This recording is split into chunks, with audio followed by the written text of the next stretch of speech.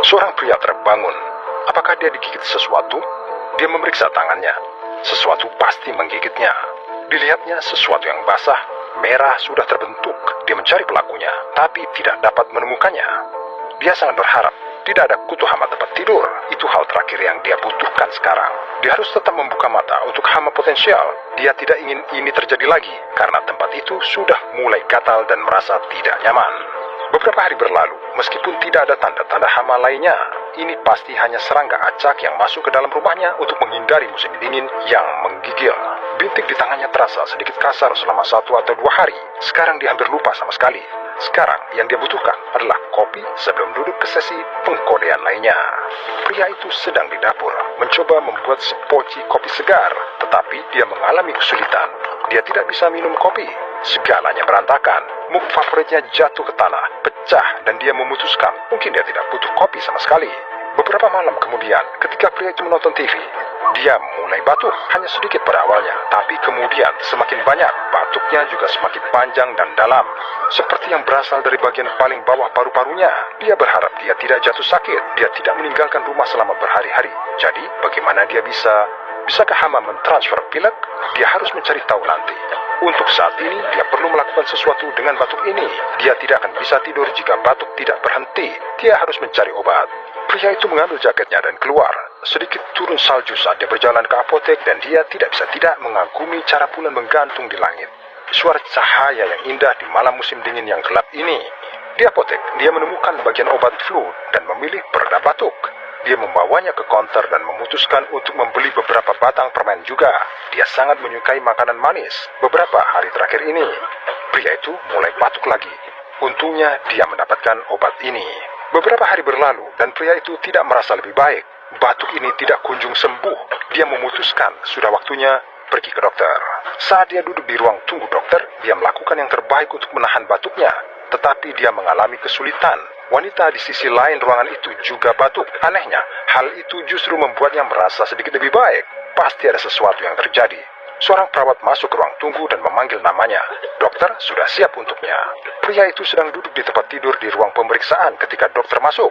Dia memeriksa rekam medisnya dan bahkan tidak melihat dari papan klipnya. Dia menyuruh pria itu melepaskan kemejanya sehingga dia bisa diperiksa. Dan pria itu menurut. Oke, mari kita lihat apa masalahnya, kata dokter. Dia akhirnya menatap pria itu dan menjerit.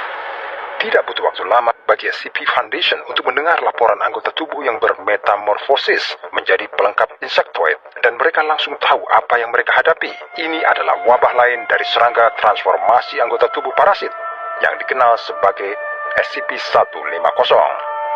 SCP-150 adalah parasit obligat, artinya memerlukan host untuk menyelesaikan siklus hidup reproduksinya. Ia memiliki penampilan visual yang mirip dengan Simotua exigua, parasit lain yang memakan lidah jenis ikan tertentu sebelum mengganti lidah dengan tubuhnya sendiri.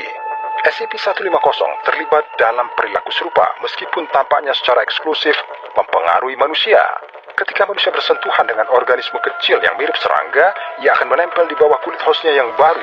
Selanjutnya, selama kira-kira 7 hari, SCP-150 akan menggali jauh ke dalam daging host dan mulai menyebabkan banyak perubahan fisiologis pada mereka.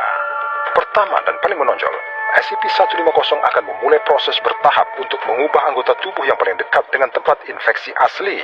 Saat SCP-150 menggali lebih dalam dan memakan daging, ia mengeluarkan zat yang memiliki efek mengganti bagian yang hilang dari dahan dengan bahan keras, dan chitinous yang menyerupai salah satu pelengkapnya sendiri.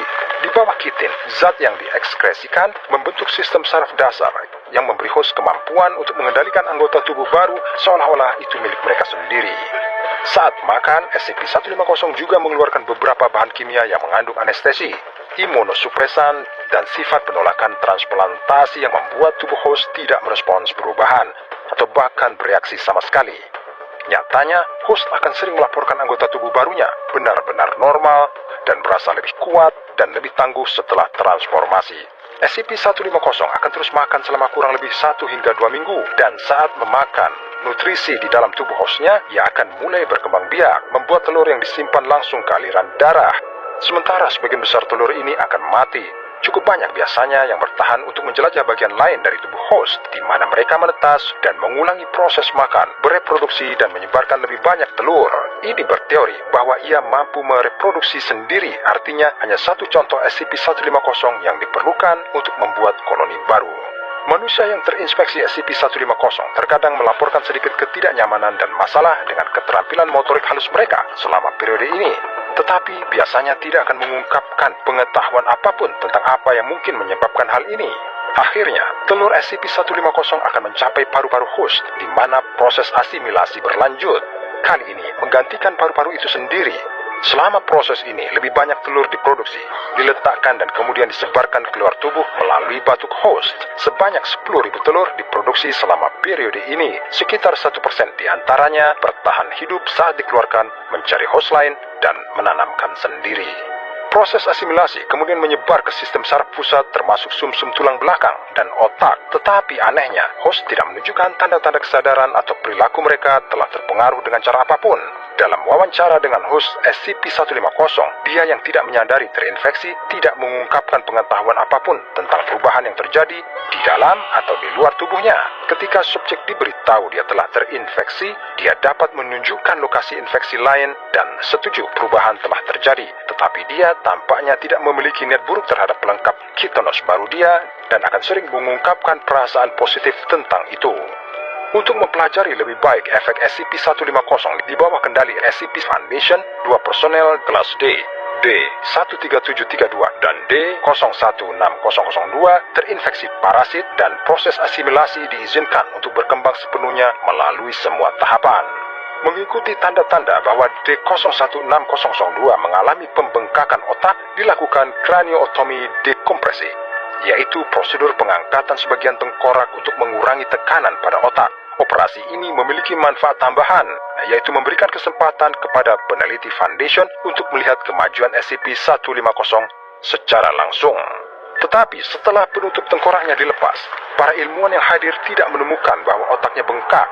Mereka tidak menemukan otaknya sama sekali, melainkan mengamati banyak kejadian SCP-150 di rongga tempat otaknya seharusnya berada.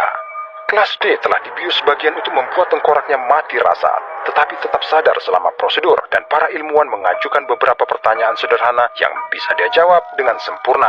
Mereka mulai menghilangkan beberapa parasit dan saat mereka melakukannya, jawabannya menjadi lebih lambat dan kurang jelas.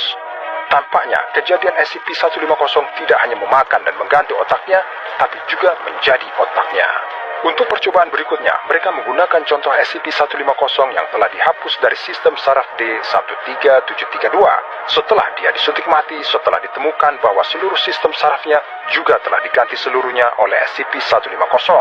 Parasit yang diambil dari rongga otaknya ditempatkan di D016002, dan hasilnya luar biasa.